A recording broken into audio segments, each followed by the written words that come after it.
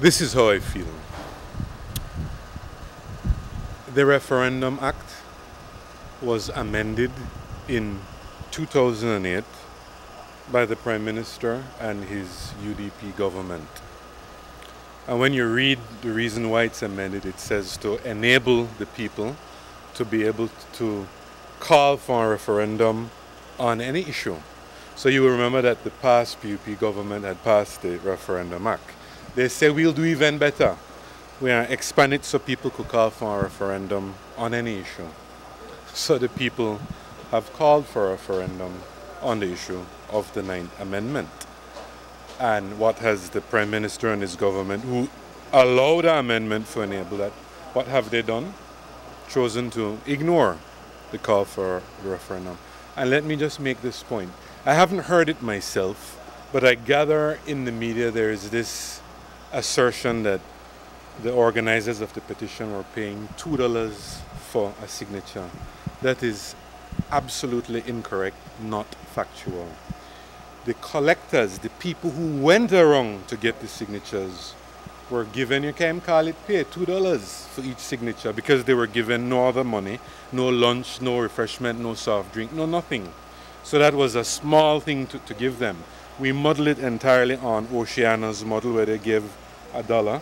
We didn't have as much time, the claimants and others, and so they said, you know what, we'll have to try to pay too. So I just want to make that point. This is not no business where people were being paid. In fact, you all are experienced journalists. You can't ask man out on the street for get no $2 for no signature.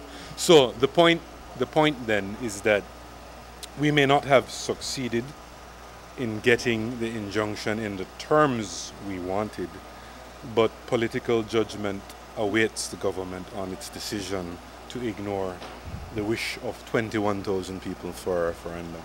But legally, are you taking it can you take it any further than here? I believe it's been passed already, or it just awaits the signing or the signature of the Governor General? In relation to this application for an injunction, I believe we are at the end of the road.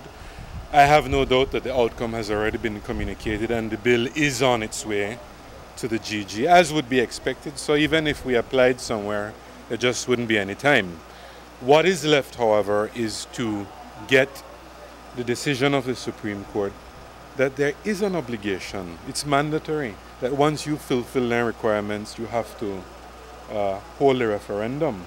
And why it's interesting to still pursue that, assuming the claimants want to, is that you might have heard back and forth in there about whether the petition should have one yes or no question in it, which Oceana, who is waiting to launch theirs, didn't have. So matters like that have to be ventilated and debated at the Supreme Court level, back before the Chief Justice, which is why it's important that that case continues. And in relation to the 9th itself, it may be passed, but will it survive? And that's an important question.